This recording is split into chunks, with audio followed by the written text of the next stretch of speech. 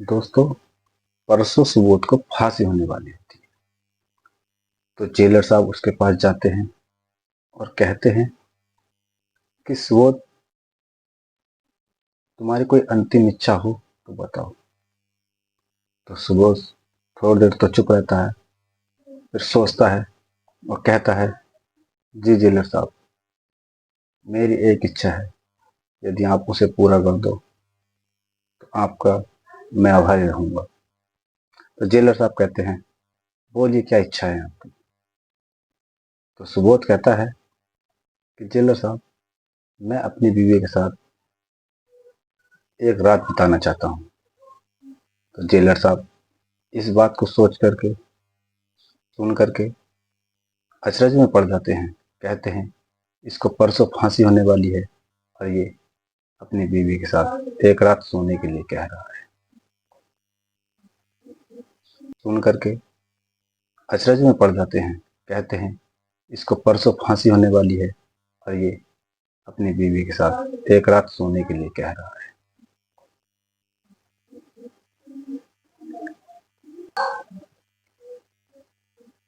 तो दोस्तों, अंतिम इच्छा तो अंतिम इच्छा होती है। जेलर साहब उसकी अंतिम इच्छा पूरी कराने के लिए तैयार हो जाते हैं और इस बात की खबर जो है उसकी बीवी को बता दी जाती है कि आपका पति जो है आपके एक एक दिन यानी कि आपको आपके साथ एक दिन के लिए सोने के लिए कह रहा है। आपके साथ एक दिन और एक रात के लिए सोने के लिए कह रहा है। तो उसकी बीवी कहती है, ठीक है।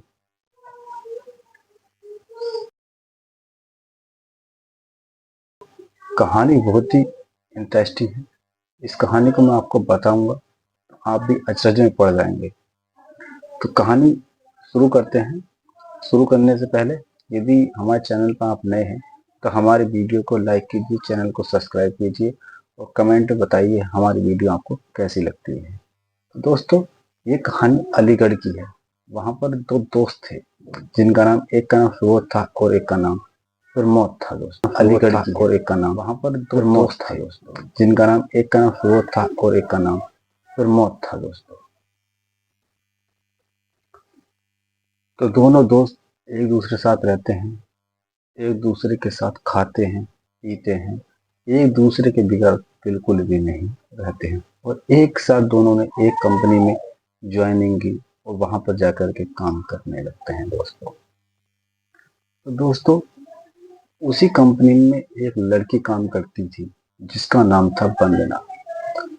वंदना और सुबोध एक दूसरे के इतने करीब आ जाते हैं, दोनों एक दूसरे से प्यार करने लगते हैं। वंदना और सुबोध एक दूसरे से बहुत ज्यादा प्यार करते थे।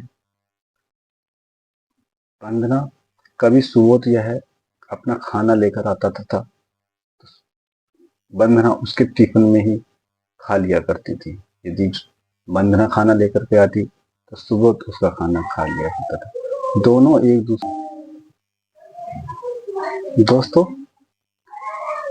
वंदना और सुबोध का प्यार इतना बढ़ जाता है कि पास में रहने वाले, कॉलेज में रहने वाले, वो कंपनी में काम करने वाले जितने भी वर्कर थे सभी को धीरे धीरे पता चल जाता है। जब पता चल जाता है तो उसका दोस्त जो था, सुबोध का दोस्त प्रमोद जो होता है, वो सुबोध से कहता है कि मेरी भी दोस्ती करा दो वंदना से। तो दोस्तों, कोई अपनी गर्लफ्रेंड को चाहेगा कि वो जो है अपने फ्रेंड के साथ दोस्ती करे, मिले जुले, उससे हंसी मजाक करे? कोई नहीं चाहेगा, कहते हैं सब लोग, लेकिन ऐसा कोई चाहेगा ही नहीं कि वो अपनी गर्लफ्रेंड से अपने फ्रेंड की दोस्ती ज्यादा करा दे।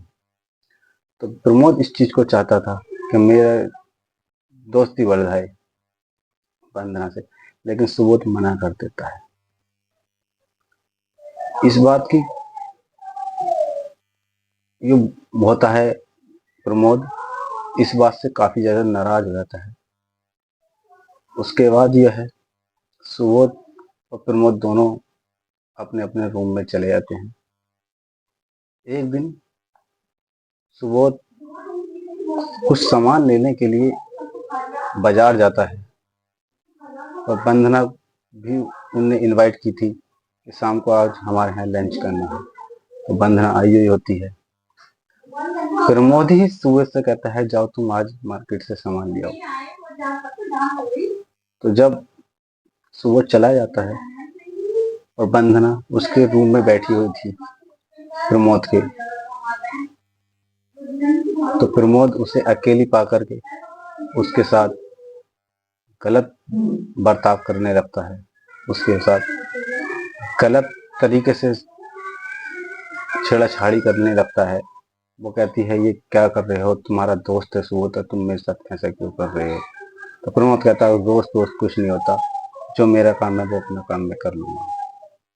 तो दोस्तों, वंदना के साथ प्रमोद जो होता है जबरदस्ती उल्टा सीधा काम कर लेता है। मान लीजिए एक टाइप का रेप कर लेता है, रेप तो सही है सर, उसके बाद उसका गला घोट करके उसकी हत्या कर देता है। उसकी हत्या करने के बाद उसको सुबोध के रूम में ले आकर के डाल देता है। रूम में ले आकर डालने के बाद जब आता है सुबोध, वो देखता है, अब वो देख करके दंग रह जाता है। इतना वो सोच भी नहीं पाता क्या चीज कैसे हो कैसे नहीं। इतने में ही पुलिस आ जाती है और सुबोध को सबूतों के मद्देनजर देखते हुए, सबूतों को देखते हुए तो तुरंत गिरफ्तार कर लिया जाता है और जाकर के उसे थाने में बंद कर दिया जाता है। उसके बाद दोस्तों उससे कोई भी जानकारी नहीं ली जाती, वो मना करता रहता है कि मैंने खून नहीं किया, लेकिन पुलिस इस चीज की छानबीन नहीं करती क्योंकि पुलिस के सामने ही सारे सबूत थे। इसलिए सुबोध से कुछ जानकारी नहीं इकट्ठा करती और डायरेक्ट जो है उसको जो है अदालत में पेश करके उसे फांसी की सजा सुनवा दी जाती है। जब सुबोध को फांसी की सजा हो जाती है, 3 दिन बाद फांसी होनी होती है, तो जेलर साहब उससे मिलने के लिए जाते हैं और कहते हैं तुम्हारी अंतिम इच्छा क्या है। तो सुबोध कहता है, पहले तो कुछ देर के लिए चुप रहता है, फिर कहता है मेरी अंतिम इच्छा है अपनी बीवी से एक रात मिलने की। तो जेलर साहब कहते हैं ठीक है, और जेलर साहब उसकी ये बात सुन करके उसकी बीवी से फोन करके कहते हैं कि तुम्हारा पति तुमसे मिलना चाहता है एक रात के लिए। तो जेलर साहब जेल के अंदर ही एक कमरा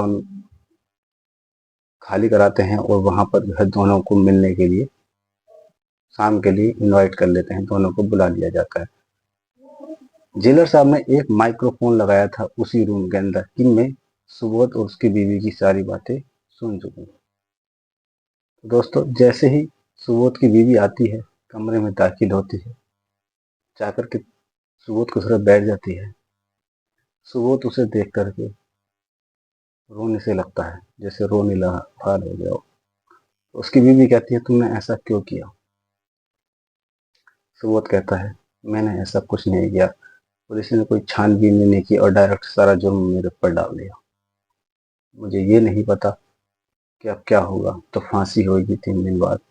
अब मैं तुमसे अपनी सारी दिल की बातें बताना चाहता हूँ, मेरे साथ कैसे कैसे हुआ, पुलिस ने तो मुझसे पूछा तक नहीं। वो कहती है बताओ क्या हुआ। वो कहता है कि प्रमोद मुझसे एक बार कह रहा था कि अपनी गर्लफ्रेंड से मेरी बात करा दो। मतलब यह गर्लफ्रेंड तो बीवी से कह नहीं सकता, वो गलत दोस्त थी वो मेरी अच्छी, तो मेरी उससे बातचीत करा दो। तो मैंने उसे मना कर दिया। तो वो कहती है अच्छा। उसके बाद पता नहीं एक दिन मैंने इनवाइट किया खाने के लिए, वो खाने पाई। प्रमोद मुझसे बोला कि मार्केट से जाकर के कुछ सामान ले आओ। मैं सामान लेने गया, इतने में यहाँ आकर देखता हूँ कि मेरे रूम में बंधना पड़ी हुई थी, अन्न वन्न उसके कपड़े थे, और इतने में ही मैं कुछ सोचता समझता इतने ही मुझे पुलिस पकड़ कर ले जाती है। तो जो कैदी थे और जो जेलर साहब थे सब उन बातों को सुन रहे थे, उनकी आंखों में आंसू आ गए। वो कहते हैं कि एक बेगुनाह को सजा होने को थी, बेगुनाह को सजा हो जाती। तो दोस्तों, जेलर साहब जब वो चली जाती है वंदना, जेलर साहब उसके बारे में पता लगाते हैं, प्रमोद के बारे में पता लगाते हैं। प्रमोद घर से फरार हो गया था। जब उसे पता चला कि फांसी को रोक दिया गया है सुबोध की, तो प्रमोद घर से गायब हो जाता है, लेकिन पुलिस छानबीन करके प्रमोद को पकड़ लेती है और उसको सजा दिलवाती है। 2 दिन बाद जो फांसी होनी थी सुबोध को, वो प्रमोद को लगा दी जाती है।